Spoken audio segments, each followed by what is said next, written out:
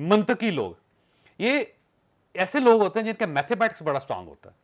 मसलन आपकी ज़िंदगी में बेशुमार लोग होंगे कि आप उसको वैसे कैलकुलेशन बता देते हैं, वो फ़ौरन माइंड के अंदर ही जमा तफरीक करके आपको बता देता है कि इतने पैसे बनते हैं।